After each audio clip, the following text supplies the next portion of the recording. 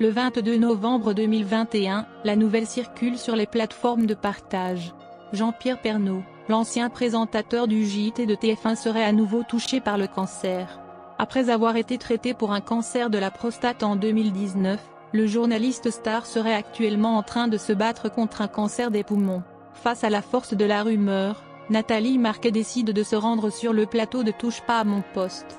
Elle y officialise la nouvelle, et se montre optimiste. Ça s'est passé au mois de juillet, il avait une bronchite et je l'ai poussé à passer un examen.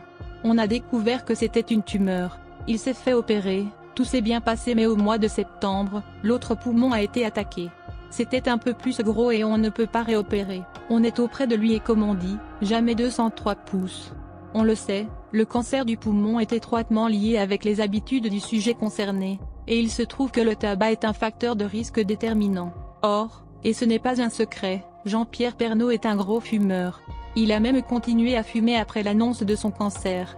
Dans une vidéo postée sur les réseaux sociaux, il dit énormément regretter. « J'ai été con », indique-t-il, lui qui pensait que ça n'arrivait jamais qu'aux autres. Il y a eu une fuite annonçant dans les médias que je souffrais d'un cancer du poumon. Si j'en parle, c'est parce qu'il ne faut pas avoir peur du cancer. J'en ai déjà eu un, la prostate, vous le savez, j'en ai parlé pour essayer d'améliorer la prévention.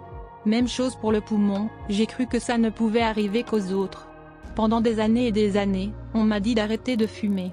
Malheureusement, malgré l'optimisme des médecins, l'état de santé de Jean-Pierre Pernaut s'est dégradé au début de l'année 2022, quelques jours seulement après sa présidence à l'élection Miss France. Il souffre de plusieurs mini-AVC, se fait opérer à cœur ouvert, mais son corps lâche, quelques jours plus tard. Le 2 mars, la France apprend son décès et nombreuses sont les célébrités à pleurer l'homme de télévision.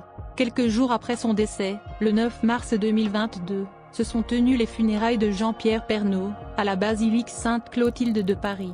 Ses confrères journalistes y étaient, tout comme des dizaines de célébrités. Et évidemment, sa famille proche, sa femme Nathalie, et ses 4 enfants. Son fils aîné, Olivier, a tenu à faire un discours pour rendre hommage à son père. Dans ces quelques mots, il nous fait part d'un moment intime, celui de la dernière fois qu'il a vu son père.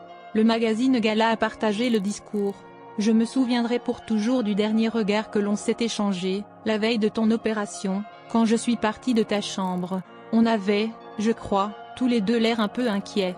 Et on n'avait pas trop envie de se quitter ce jour-là. » Olivier termine en regrettant la mort prématurée de son père, lui qui aura travaillé toute sa vie, sans avoir finalement le temps de profiter. « Papa, tu méritais tellement de profiter de ta retraite, de te reposer, voyager, passer du temps avec tes enfants, tes petits-enfants. » Lou Pernaut, très actif sur les réseaux sociaux, a tenu à remercier les Français pour les messages de soutien qu'ils ont envoyés, avant de partager une vidéo de son père, visionnée des millions de fois sur l'application TikTok.